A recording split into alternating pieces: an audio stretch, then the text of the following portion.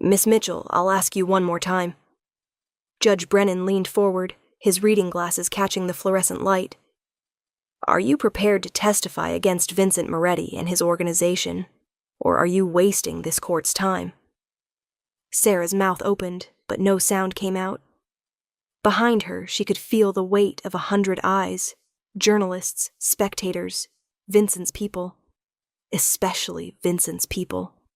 She'd spent 3 weeks preparing for this moment, memorizing every detail of what she'd witnessed that night at the warehouse, every illegal transaction she'd documented as the accountant who'd stumbled into knowledge that could bring down the most powerful crime family in Chicago. But that was before the photos, before someone slipped pictures under her apartment door at 3 a.m.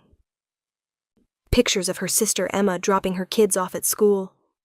Pictures of her elderly mother pruning roses in her garden.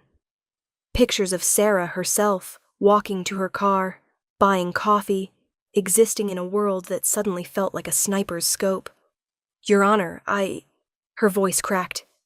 The prosecutor, a sharp woman named Catherine Wells, touched her shoulder, but Sarah flinched away. I can't.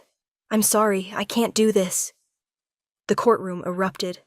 Judge Brennan's gavel cracked like a gunshot, but Sarah was already backing away from the witness stand, her heels catching on the step. She stumbled, caught herself on the railing, and that's when she saw him. Vincent Moretti sat in the front row of the gallery, perfectly still in a charcoal suit that probably cost more than her car. He wasn't smiling, wasn't threatening. He just watched her with those unsettling gray eyes, the kind of eyes that looked through you rather than at you, calculating something she couldn't begin to understand. He was younger than she'd expected from a man with his reputation, maybe 35, with dark hair swept back from a face that belonged on a Renaissance sculpture, all sharp angles and aristocratic lines. Beautiful, if you could call something so dangerous beautiful, like a blade catching the light. Miss Mitchell, sit down. The judge's voice cut through her panic. I haven't dismissed you. But she was already moving, pushing through the low gate that separated the well from the gallery, her vision tunneling. Someone grabbed her arm, one of the court officers, but she wrenched free with a strength born of pure terror. Let her go. That voice stopped everyone. Deep, quiet, with an accent that suggested private schools and old money, the kind of Polish that made the violence underneath it even more chilling. Vincent hadn't moved from his seat, hadn't even raised his voice, but the entire room fell silent. The officer released her arm. Sarah ran. She made it to the bathroom before the tears came, ugly and gasping, the kind of crying that hurt your chest and made your face blotchy. She'd failed. Failed herself. Failed Catherine Wells. Failed everyone who'd believed she was brave enough to do the right thing. But bravery, she'd learned, was a luxury afforded to people whose families weren't in danger. The bathroom door opened. Sarah looked up, expecting a court officer, or maybe Catherine, ready to tell her what a disappointment she was. Instead, Melissa Chen walked in, carrying Sarah's purse. Melissa was her paralegal, had been for the 2 years Sarah worked at Morrison & Associates before everything went to hell. Pretty, efficient Melissa with her perfect manicures and her habit of staying late at the office, always ready with coffee and sympathy during the long nights of trial preparation. Jesus, Sarah. Melissa set the purse on the counter, her expression somewhere between pity and exasperation. You really did it.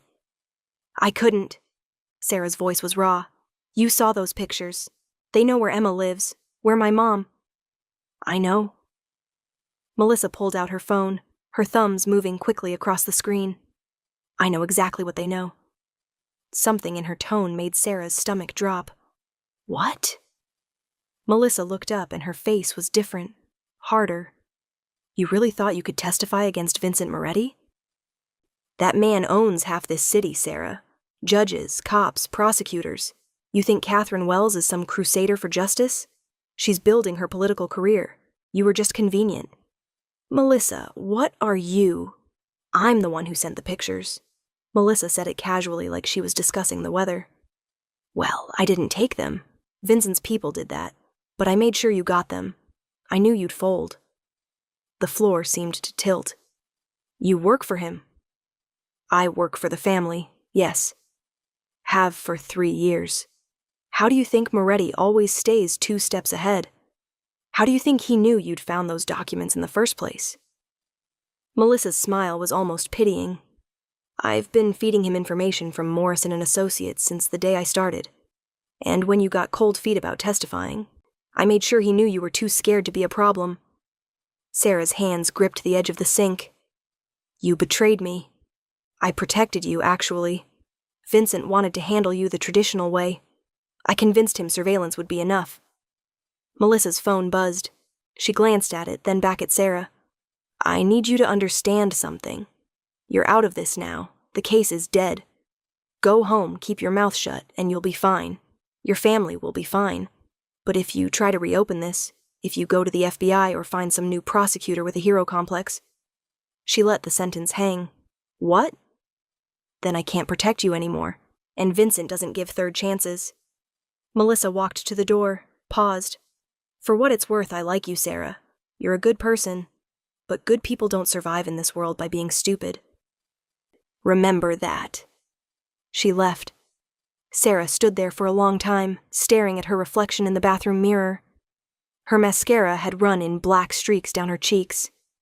Her carefully chosen suit, navy blue, respectable, the kind of thing brave witnesses wore, looked ridiculous now. A costume for a role she couldn't play. Her phone rang. Unknown number. She almost didn't answer, but some masochistic impulse made her press the green button, lift it to her ear. Miss Mitchell? Vincent Moretti's voice was even more unsettling over the phone, intimate in a way that made her skin crawl. We should talk. I have nothing to say to you. Perhaps, but I have several things to say to you, and I'd prefer to do so in person. There's a car waiting for you at the courthouse's east entrance. Black SUV, driver named Thomas. He'll bring you to me. I'm not getting in a car with your people. Then I'll come to you. Your apartment is on Maple Street, correct? 4th floor, Unit 402? Or we could meet at your mother's house. I believe she's home right now, repotting orchids in her sunroom. Sarah's blood turned to ice. The car, Miss Mitchell. 5 minutes. Don't make me ask twice. He hung up. The thing about fear, Sarah had learned over the past 3 weeks, was that it eventually calcified into something else. Resignation, maybe. Or a kind of numb determination. She'd already lost her courage in that courtroom. What was left to lose? She walked out of the bathroom, through the courthouse's marble halls with their carved eagles and fading murals, and out the east entrance. The SUV was exactly where he'd said it would be, idling at the curb. A man in a driver's uniform opened the rear door.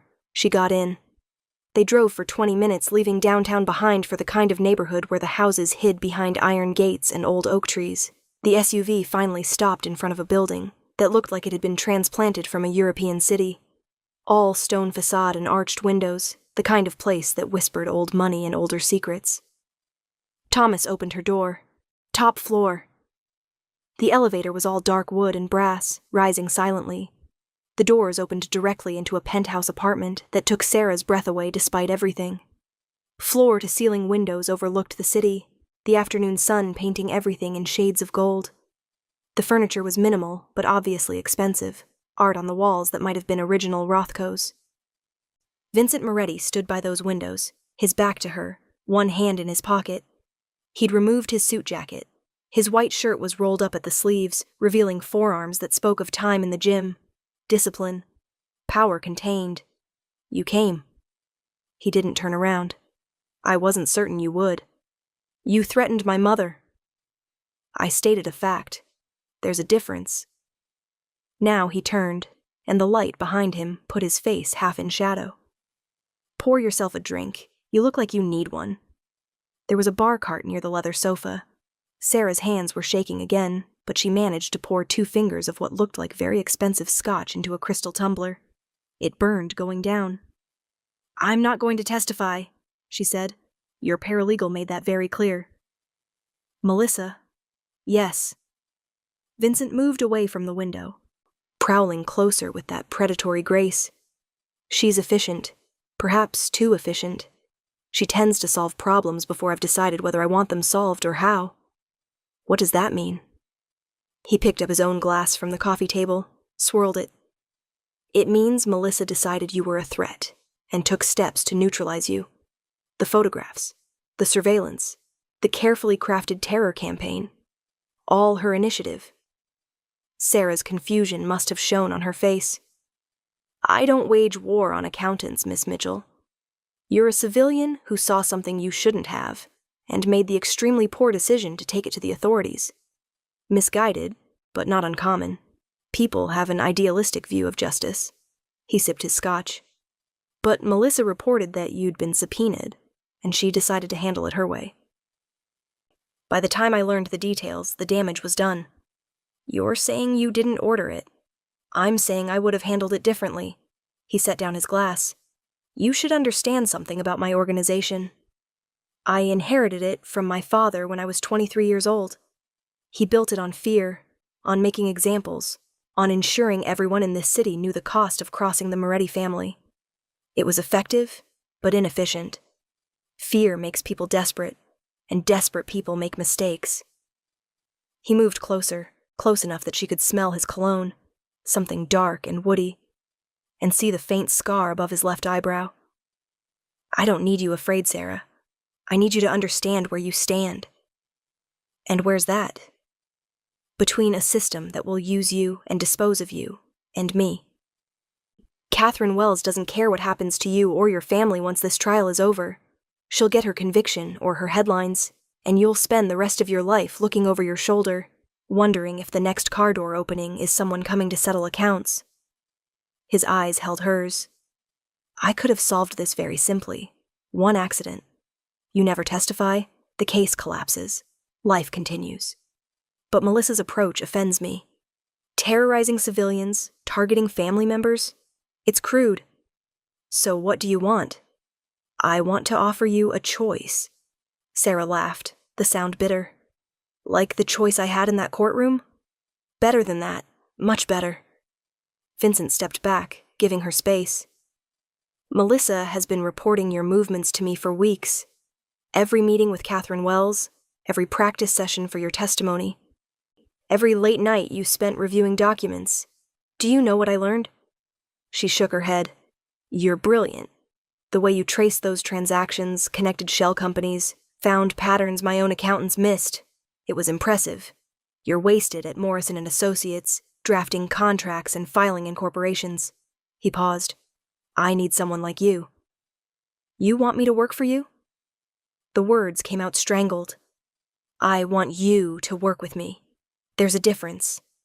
I have legitimate businesses, Sarah. Hotels, restaurants, real estate developments.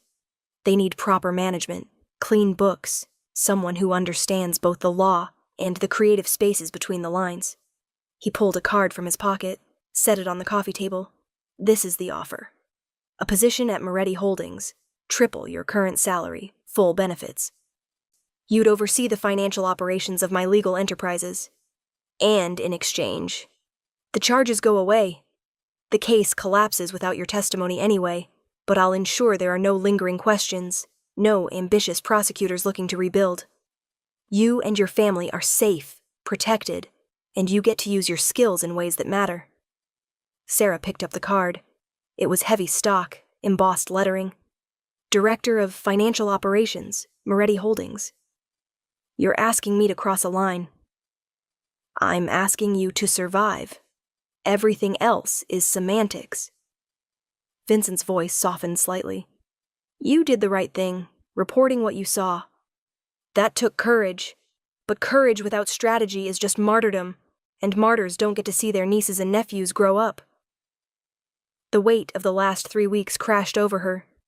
The fear, the sleepless nights, the way she'd jumped at every sound. The look on Emma's face when Sarah told her to take the kids and stay with their aunt in Wisconsin until this was over. If I say no, then you walk out of here. I don't harm you, don't threaten you. The case is already dead. You saw to that in the courtroom.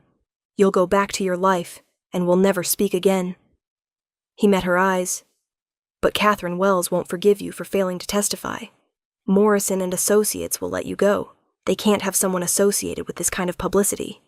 You'll be unemployed, potentially unemployable, in a city where my name carries weight in every industry. Not because I'll sabotage you, but because that's simply how this works. That's still a threat. It's reality. I'm offering you a ladder out of the hole you're in. Whether you take it is your choice. Sarah looked at the card again. The numbers he'd mentioned were staggering, more than she'd make in 5 years at her current job. Enough to pay off her student loans, help Emma with the kids, make sure her mother's medical bills weren't a constant source of anxiety. I need time to think. Of course, take 3 days. Thursday, 5 p.m., you'll either meet me at the Moretti Holdings office on Michigan Avenue, or you won't. He walked to a desk, wrote something on a piece of paper. This is my personal number. If you have questions, if you're in danger, if you need anything at all in the next 3 days, you call me. Not Melissa. Me. Why? Why what? Why do you care? I'm just an accountant who nearly destroyed your case. Why offer me anything? Vincent was quiet for a long moment. My father would have killed you. Quickly, probably painlessly, but dead nonetheless. I've spent 10 years trying to build something different than what he left me. Something that doesn't require bodies and terror to function. You're proof that I can do that. That I can turn an enemy into an asset through persuasion rather than violence. He smiled slightly. Call it an experiment in evolution. Thomas drove her home in silence. Sarah climbed the 4 flights to her apartment, locked the door behind her, and sat on her couch for an hour without moving. Her phone rang. Emma? Hey, Sarah tried to sound normal. How are the kids? They're fine. We're fine. Sarah, I saw the news. The case was dismissed. Does that mean... It means I didn't testify. Silence on the other end. Then quietly, Are you safe? I think so. Maybe. I don't know anymore. Come up here. Stay with us for a while. Get away from the city. Sarah closed her eyes. I can't run forever, Em. Then what are you going to do? That was the question, wasn't it? What would she do? Go back to Morrison and Associates and clear out her desk. Send out resumes, knowing every potential employer would Google her name and find articles about the collapsed Moretti trial? Watch her savings dwindle while she figured out how to rebuild a life? Or take the card burning a hole in her pocket and step into a world she'd spent her entire career believing she was supposed to fight against? She didn't sleep that night. Or the next. By Wednesday, she'd read everything she could find about Moretti Holdings. It was surprisingly legitimate. Luxury hotels in 3 states. A restaurant group that included some of the city's most prestigious establishments. Commercial real estate that generated millions in annual revenue. The business press loved Vincent, called him the next generation of Chicago leadership, the man who'd transformed his family's reputation from organized crime to corporate success. But underneath, always underneath, were the whispers. The rumors. The way certain city contracts seemed to go to Moretti subsidiaries without competitive bidding. The unions that never struck at his properties. The competitors who suddenly faced unexpected regulatory problems. Clean on the surface, dark underneath, like Vincent himself. Thursday morning, Sarah put on her best suit, the charcoal one she'd worn to her interview at Morrison and Associates when her life was simpler and her conscience clearer. She did her makeup carefully, painted on a mask of confidence she didn't feel. At 4:30, she stood outside the building on Michigan Avenue. 50 stories of glass and steel, Moretti Holdings occupying the top 10 floors. She could walk away, get on the train, go home, figure something else out. Instead, she walked through the revolving doors. The elevator seemed faster this time, or maybe time was just moving strangely. The doors opened onto a reception area that looked like it belonged in an architecture magazine, all clean lines and expensive minimalism. A receptionist looked up, smiled. Sarah Mitchell for Mr. Moretti. Of course, he's expecting you.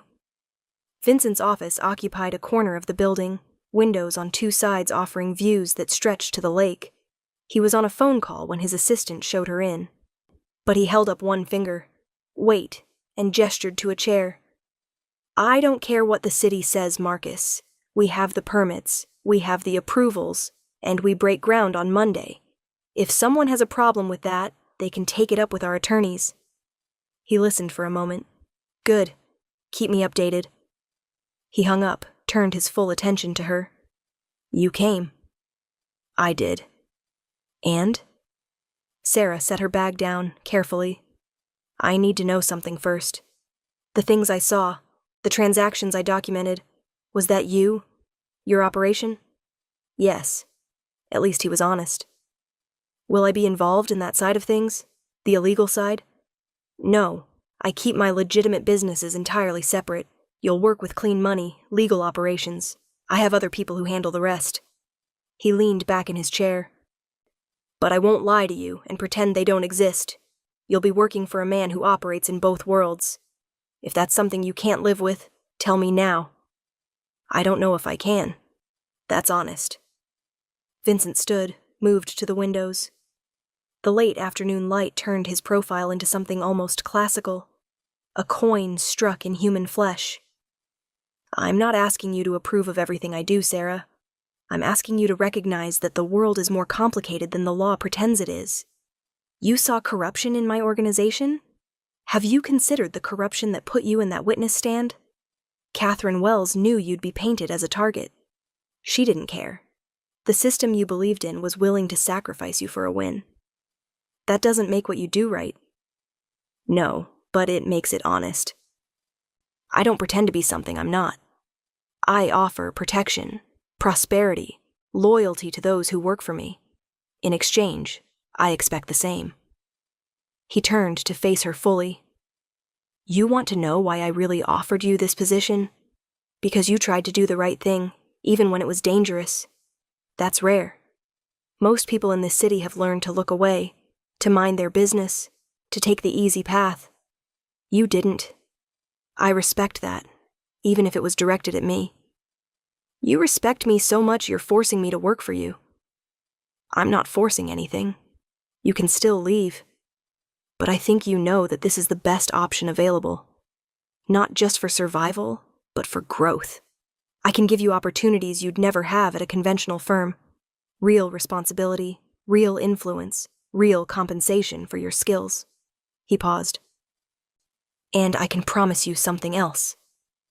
While you work for me, you and your family are under my protection. Not as a threat, but as a guarantee. No one touches you. No one threatens you. You become untouchable. Sarah thought of Emma, of her mother, of the nieces and nephews she'd barely seen in 3 weeks. How do I know you'll keep that promise? Because my word is the only currency that matters in my world. If I make a promise and break it, I lose everything. Trust is the foundation of power, Sarah. I learned that from watching my father destroy it. He walked to his desk, pulled out a folder. Your employment contract. Read it carefully. Have a lawyer review it if you want. Everything I've promised is in writing. Salary, benefits, scope of responsibilities. You'll report directly to me. No intermediaries. No Melissa pulling strings. What happened to her? She's been reassigned, away from anything involving you or your family. Sarah took the folder, flipped through pages of dense legal text. It looked legitimate, almost boring in its thoroughness. You really want me to have this reviewed? I want you to make an informed decision. You have until Monday. If you sign, you start immediately. If you don't, you walk away, and we're done. Vincent moved closer, and there was something different in his expression now. Softer, maybe. For what it's worth, I hope you stay. I meant what I said about your skills. You're wasted on small-time corporate work. Here, you could build something significant. With a crime boss. With a businessman who has a complicated past and complicated present. He smiled slightly. Semantics again. Sarah left with the contract, her head spinning. She took it to a lawyer Emma recommended, paid too much money for a rush review.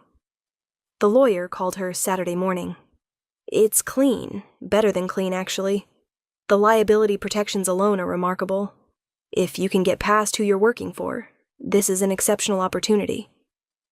if you can get past who you're working for. That was the question that kept her up Saturday night, pacing her apartment. Could she work for Vincent Moretti? Could she take his money, manage his legitimate businesses, and pretend not to know what else existed? But then, hadn't she already been doing that in a way? Working for Morrison and Associates, drafting contracts for clients who skirted legal boundaries, helping corporations find creative ways to minimize tax obligations. The law was full of gray areas, and she'd navigated them without losing sleep. Was this really so different? Sunday afternoon, she called the number he'd given her. Sarah. He picked up on the second ring. Have you decided? I need to know one more thing. Why did you really spare me? When Melissa wanted to handle this the traditional way, why did you say no? He was quiet for so long, she thought the call had dropped. Then, my father killed anyone who threatened him. It made him powerful, but it also made him paranoid. He spent his last years seeing enemies everywhere, unable to trust anyone, dying alone in a hospital room with guards at the door. Another pause. I don't want that life. I want to build something that doesn't require blood to maintain. You were a test, I suppose. Could I neutralize a threat without violence? Could I turn an enemy into an ally? If I could, it meant I was better than he was. That I'd evolved past the old ways. That's a lot of weight to put on one accountant. Perhaps. But you're here, aren't you? Calling me, considering my offer. That suggests I was right. Sarah looked out her window at the city below, all those lights and lives and secrets. I'll sign. Monday morning. She could hear the smile in his voice. 9 a.m. Welcome to Moretti Holdings, Miss Mitchell. Her first day was surreal. Vincent introduced her to the executive team, serious men and women in expensive suits who treated her with cautious respect. Her office was on the same floor as his, smaller but still impressive, with a view and furniture that must have cost a fortune. The work itself was surprisingly engaging. Vincent hadn't lied about the scope. She was overseeing financial operations across a dozen entities, making real decisions with real consequences. And the numbers were clean. Suspiciously clean, maybe, but legally defensible. He checked in regularly those first weeks, always professional, but with an undercurrent of something else. Making sure she had everything she needed, asking her opinion on deals and strategies, listening when she pushed back on ideas she thought were too aggressive. You're not afraid to disagree with me, he observed one day, after she'd argued against a proposed acquisition. I appreciate that. You're paying me to be competent, not agreeable. True, though the two aren't mutually exclusive. He signed the document she'd revised. You were right, by the way. The property values were inflated. We would have overpaid. The strange thing was how normal it became. She fell into a rhythm.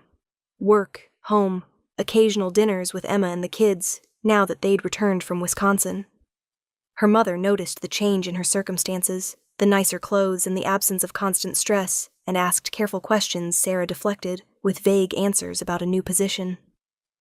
2 months in, everything changed. It started with an offhand comment from Vincent during a late meeting. They were reviewing quarterly reports, the office quiet except for their voices and the hum of the building's ventilation. You've done well here, he said, not looking up from the spreadsheet. Better than I anticipated. Thank you. I'm curious, though. Do you ever regret it? Taking this position? Sarah considered the question. Sometimes. When I think about what it means. But then I remember what the alternative was, and regret seems like a luxury. That's pragmatic. That's survival. He looked up then, and there was something in his eyes she hadn't seen before. Vulnerability, maybe. I regret what Melissa did. The fear campaign, the photographs. It was beneath us. Beneath me.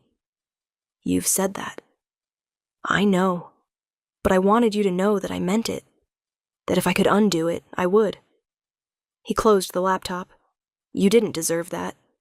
You were just trying to do what you thought was right. And now I'm working for you. Irony isn't subtle, is it? No. But perhaps it's not irony. Perhaps it's something more complicated. Vincent stood, moved to the window. It was late enough that the city lights had taken over from the sunset. I've spent 10 years trying to legitimize my family's legacy.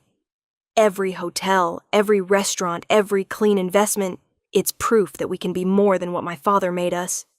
But some stains don't wash out, no matter how much success you build over them. Vincent, there's something you should know. He turned to face her. The documents you found, the transactions you traced, I've shut down those operations, completely. It took time, had to be done carefully to avoid questions, but as of last week, those particular activities no longer exist. Sarah's breath caught. Why? Because you were right. They were sloppy, dangerous, and ultimately unnecessary. We're profitable enough through legitimate means.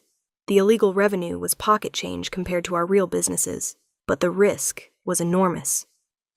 He moved closer. You showed me that.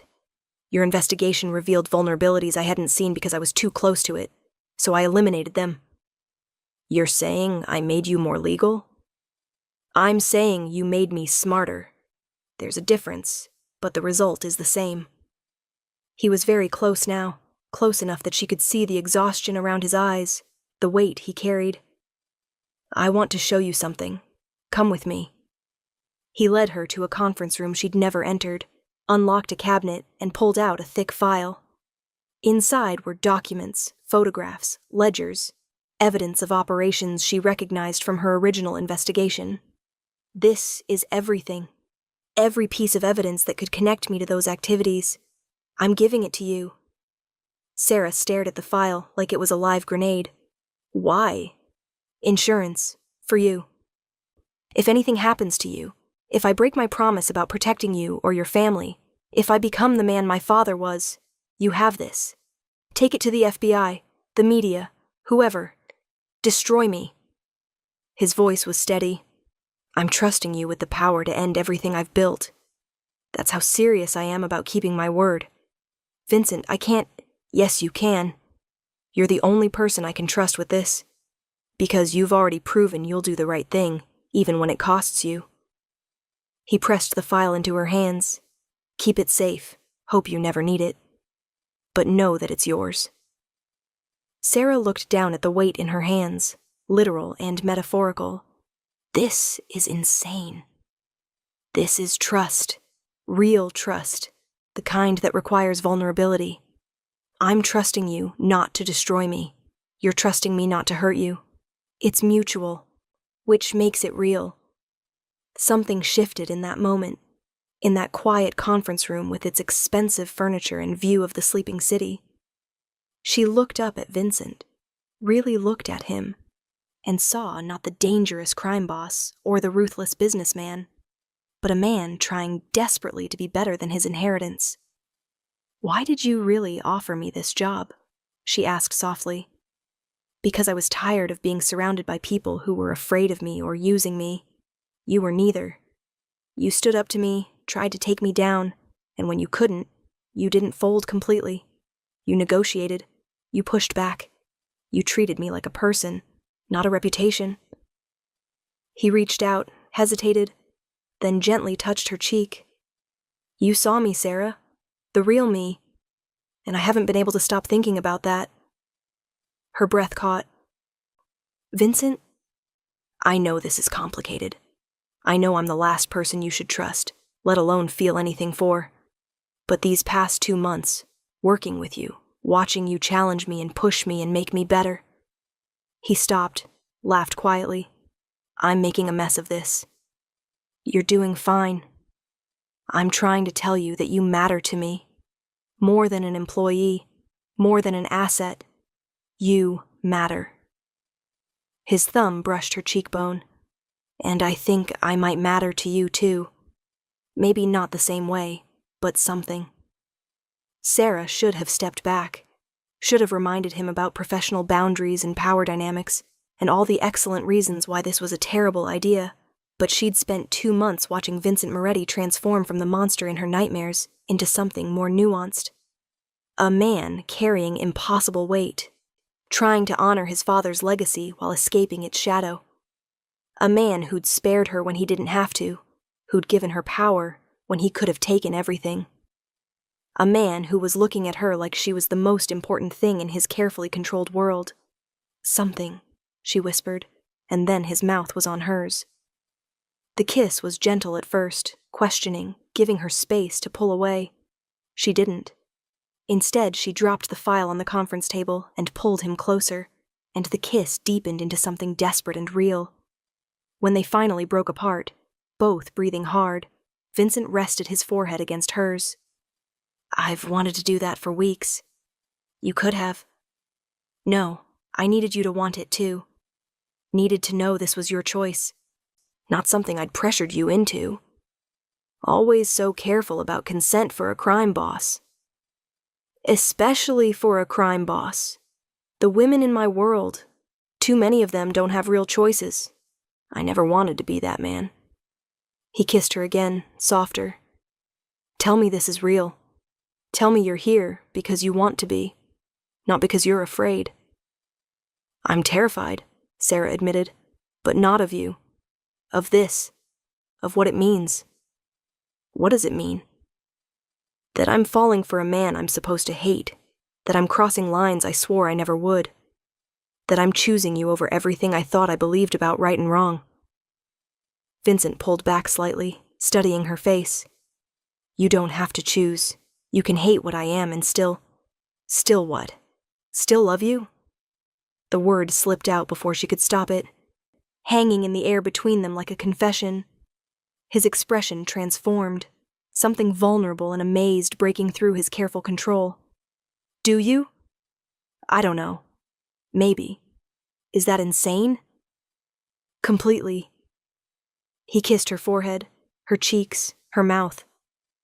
"But I stopped being sane about you the moment you walked into that courtroom." They stayed in that conference room for another hour, talking in ways they never had before. Vincent told her about his father, the violence he'd witnessed growing up, the impossible expectations that came with inheriting an empire built on fear. Sarah told him about her own family, the ordinary struggles that seemed trivial next to his but shaped her just as deeply. "I want to do this right," Vincent said eventually. "Not hide you, not keep you as some secret. I want everyone to know you're mine. I'm not property. Poor phrasing. I want everyone to know I'm yours. That you've chosen me, improbably and impossibly. That Vincent Moretti is off the market because an accountant with more courage than sense decided he was worth the risk." Sarah laughed despite herself. "When you put it that way, it sounds almost romantic." "It is romantic. It's also complicated and dangerous, and probably going to blow up in our faces." He stood, pulled her to her feet. "But I want it anyway. I want you, anyway. The question is what you want." What did she want? A month ago, she would have said safety, normalcy, a life free from fear and moral compromise. But standing there in Vincent's arms, feeling more alive and seen than she had in years, she realized those things mattered less than she'd thought. "I want this," she said finally.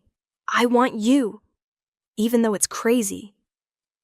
Especially because it's crazy."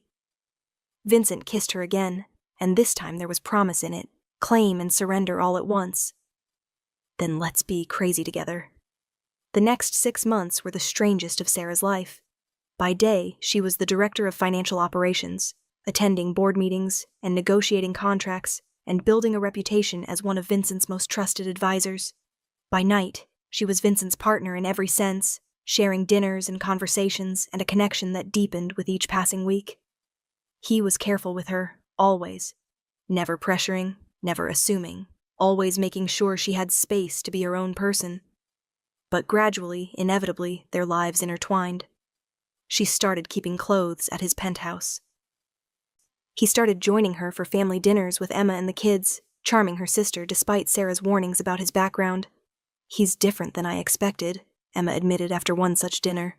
"Nicer, more normal." "He's still who he is." "I know, but he looks at you like you're the only person in the world. That counts for something." It counted for everything, Sarah was learning.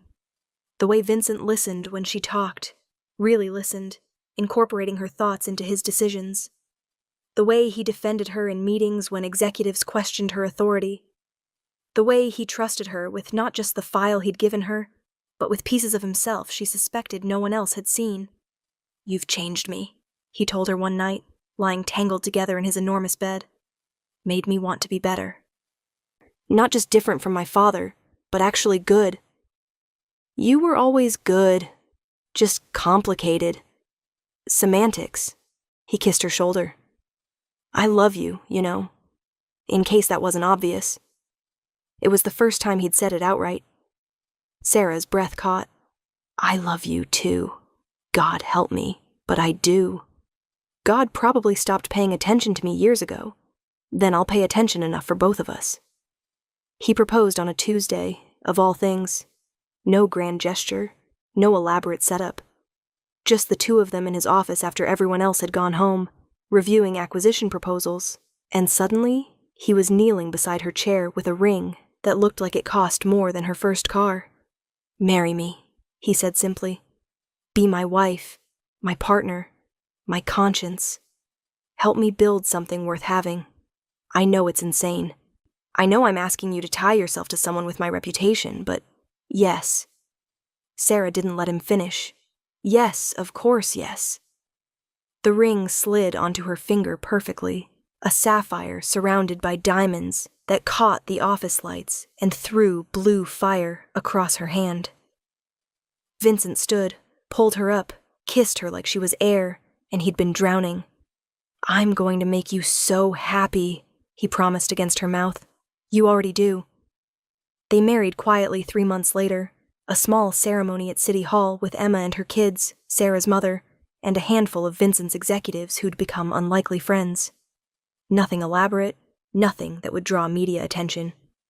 Just a moment, simple and real, where Sarah Mitchell became Sarah Moretti and felt like she was finally where she belonged. The reception was another story. Vincent insisted on hosting something for the broader business community, partly to cement their partnership, partly because he wanted to show her off. "You're mine now," he murmured as they prepared for the evening. "I want everyone to know it." The event was held at the newest Moretti Hotel, a glittering space filled with Chicago's elite. Sarah wore a dress that cost more than she used to make in a month, Vincent devastating in a tuxedo that had definitely been custom-made. They moved through the crowd together, his hand never leaving the small of her back, claiming her in a way that was both protective and possessive. "Vincent," a woman's voice cut through the music and conversation. Sarah turned to see Melissa standing there, perfectly composed in a navy dress. Vincent's expression went cold. "You weren't invited." "I know. But I needed to say something." Melissa looked at Sarah, and there was something almost like regret in her eyes. "I'm sorry. For the photographs, the surveillance, all of it. I thought I was protecting Vincent, but I was really just being cruel. You didn't deserve that." Sarah glanced at Vincent, who nodded slightly. "Your call." "I appreciate the apology," Sarah said carefully, "but you put my family in danger. Terrorized me. I'm not sure sorry covers it." "It doesn't. I know that." Melissa straightened her shoulders. "I've left the organization. I'm moving to New York next week. But I wanted you to know that Vincent was right about you.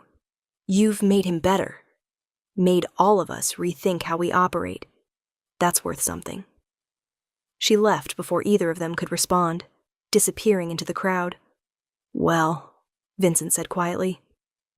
"That was unexpected. Do you think she meant it? Does it matter? You won.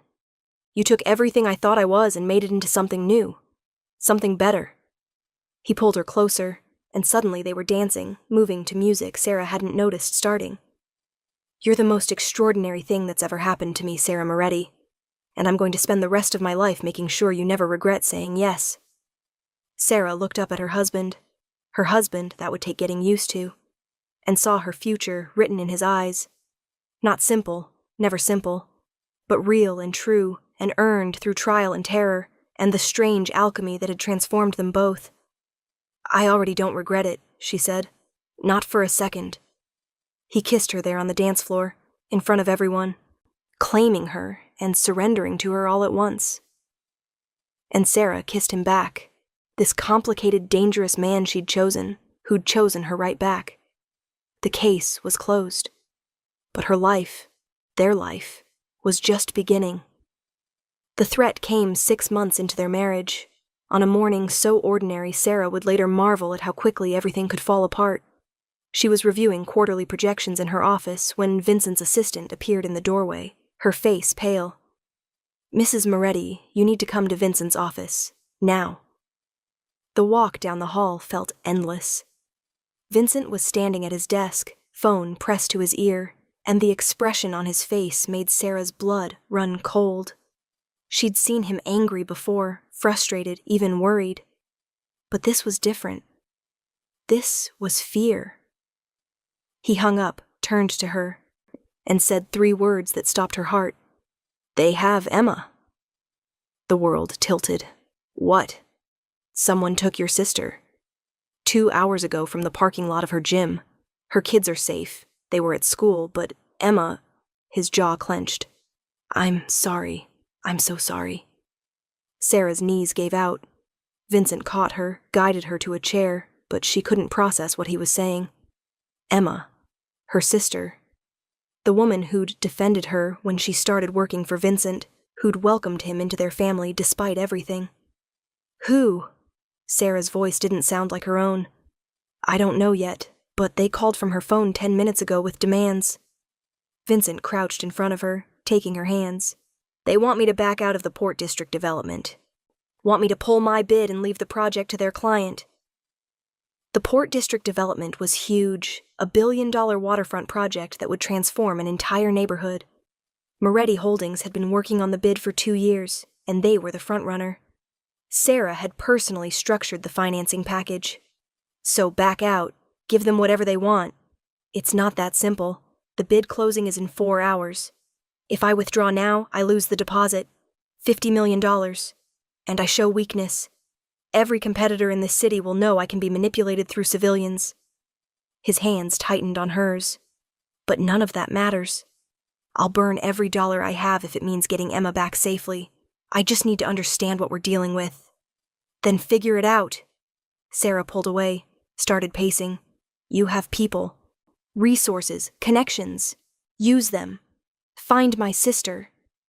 Vincent was already moving, phone in hand, calling people whose names Sarah didn't recognize. Within 20 minutes, his office was filled with men in expensive suits, their faces hard and their voices low.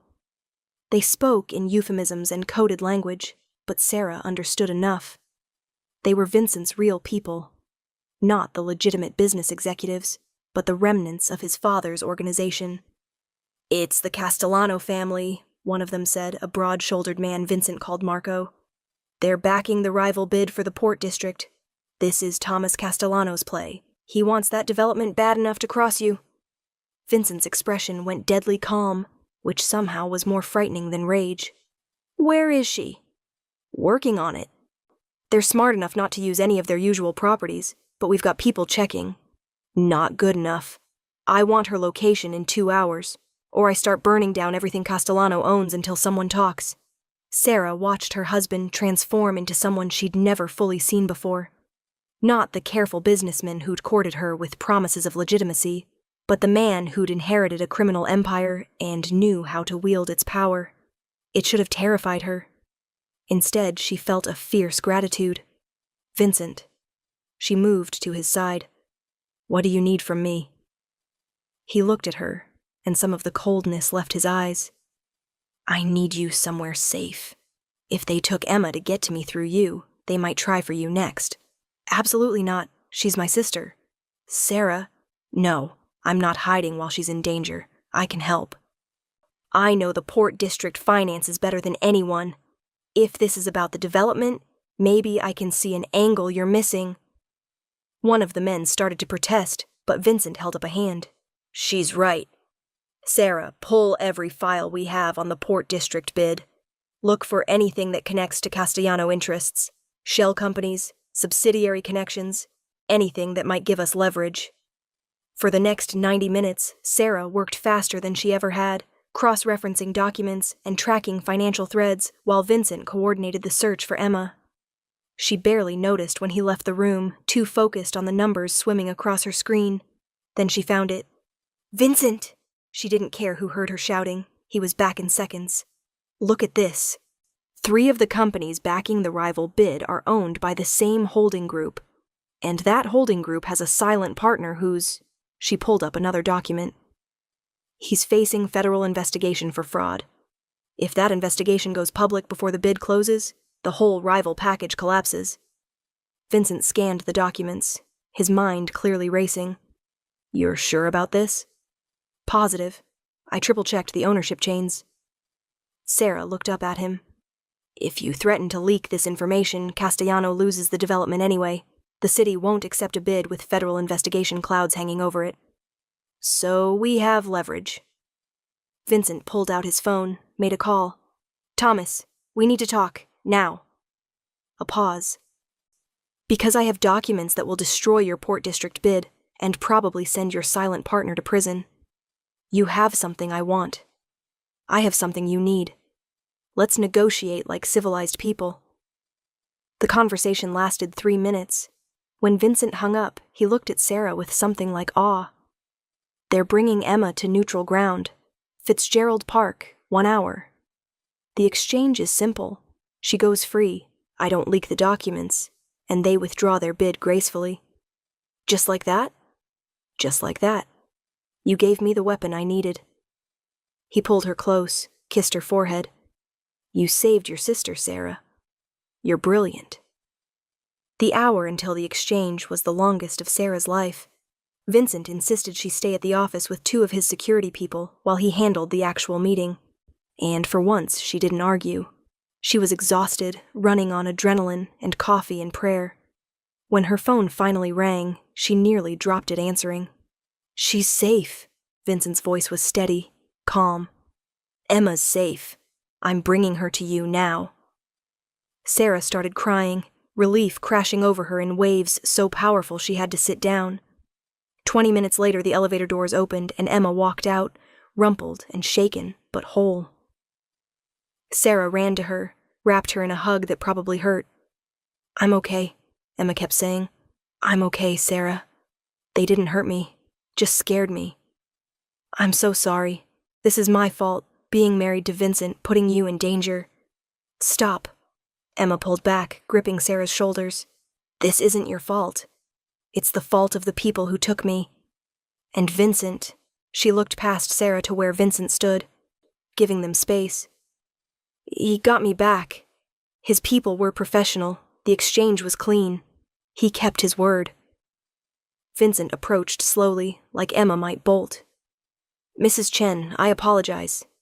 This should never have happened. I've already implemented additional security measures for you and your children.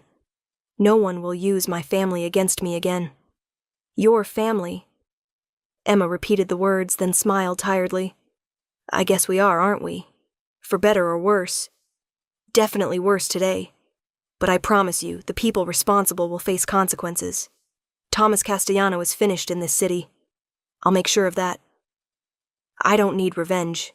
I just need to go home to my kids." Emma turned to Sarah. "Walk me out?" In the elevator, Emma was quiet for a long moment. Then, "He loves you, really loves you. I saw it in his face when he came to get me. He looked like the world was ending. It would have been, if anything had happened to you. But it didn't. And Sarah? The way you 2 worked together, you solving the financial puzzle while he handled the negotiations, that's a real partnership. Not just romance, but genuine teamwork." Emma squeezed her hand. "I know I worried when you first got together. The danger, his background, all of it. But today showed me something. You make each other better. You make him want to solve problems without violence, and he gives you the power to protect the people you love. That's worth something." It was worth everything, Sarah was learning. The aftermath of Emma's kidnapping rippled through Chicago's underworld like a stone through water. Thomas Castellano didn't just lose the Port District bid. He lost credibility, territory, and eventually fled to Miami to avoid Vincent's quiet campaign of systematic destruction. The message was clear. Vincent Moretti protected his own, and the cost of threatening his family was total annihilation. But what surprised Sarah was how Vincent handled the victory. No gloating, no public displays of power. He simply ensured the people responsible were removed from the board, then went back to running his businesses, legitimate and otherwise. "You're different than your father would have been," Sarah observed one night, months later. They were in the penthouse, watching the city lights and drinking wine. "He would have made this bloody. He would have started a war. Bodies in the street, revenge killings, escalation until someone was dead or imprisoned." Vincent's arm tightened around her waist. "But that's not who I want to be. Not who I can be, with you beside me. I didn't do anything.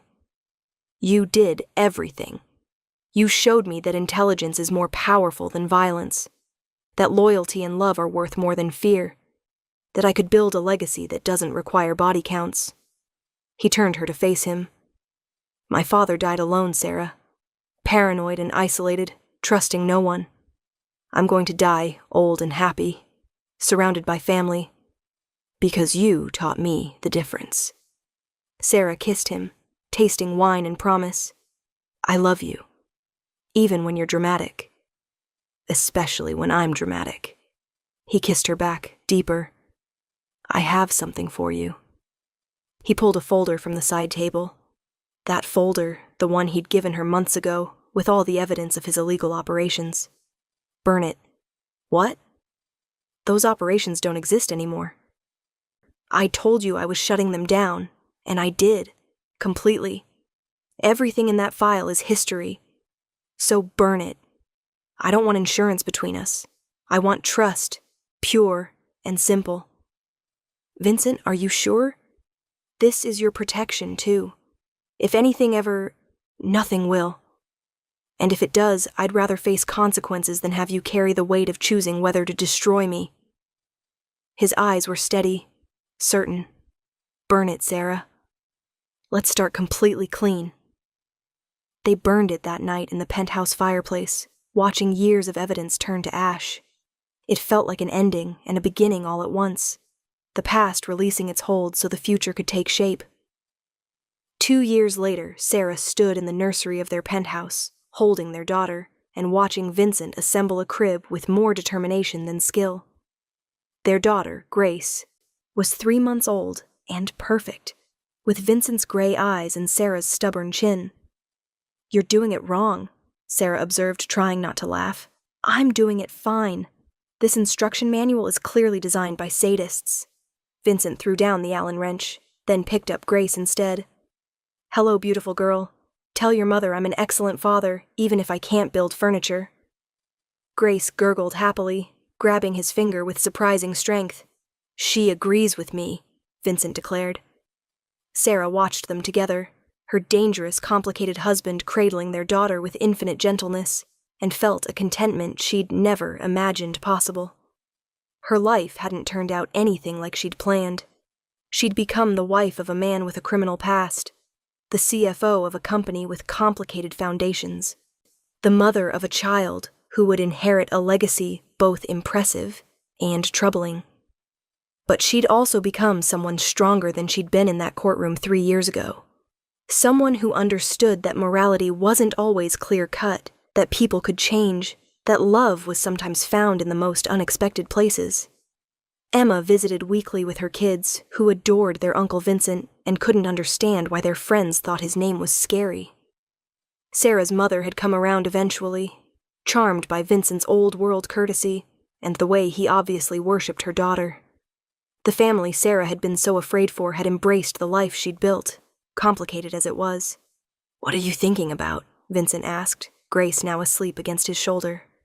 "How far we've come. How different everything is. Better or worse?" Sarah moved to his side, wrapped her arms around both of them. "Better. Infinitely better. Even with the complications. Especially with the complications." He kissed the top of her head. "You know the board wants to make you CEO of the hotel division." "I heard. Are you sure? That's a lot of visibility for someone with my history." Your history is that you tried to do the right thing, got caught in an impossible situation, and turned it into an opportunity to build something meaningful. That's exactly the kind of person I want running our companies." He shifted Grace carefully. "Besides, you're twice as smart as any of the current executives, and 3 times as ruthless when you need to be. You'll be brilliant." "Ruthless? Me? You negotiated that supplier contract last month." "I've never seen grown men look so defeated." Vincent grinned. "You're a Moretti now, Sarah. We don't lose." She took the position, because he was right. She would be brilliant at it. And over the following years, she proved it, transforming the hotel division into the crown jewel of Moretti Holdings. She did it with intelligence and strategy, the same skills that had once made her dangerous to Vincent, now making her invaluable. They built something together that was more than the sum of their parts. A business empire, yes, but also a family, a partnership, a legacy. Vincent kept his promise. The illegal operations stayed shut down, replaced by legitimate ventures that were profitable enough to satisfy even his father's old associates. And Sarah kept her promise too, standing beside him through challenges and triumphs, never letting him forget who he'd chosen to become. Sometimes, late at night when she couldn't sleep, Sarah thought about that day in the courtroom. The fear, the shame, the certainty that her life was ending. She'd run from that witness stand, convinced she'd failed every test that mattered. But she'd been wrong. The real test had come later, in the choice between safety and risk, between rejecting Vincent Moretti and understanding him. She'd chosen risk, chosen understanding, and found something she never expected. She found herself. Strong, capable, loved beyond measure. She found a partner who saw her completely and valued everything he saw. She found a life that was complicated and sometimes dangerous, but never, ever boring. The case that had brought them together was closed. But the story they'd written together was still being told, would be told for years to come in the business they built, and the daughter they raised and the love that had transformed them both. Sarah Mitchell had walked into a courtroom terrified and alone. Sarah Moretti walked through the world powerful and partnered, carrying the name of a man who'd learned that the strongest empires were built not on fear, but on trust. And she'd never been happier to be proven wrong about where her life would lead.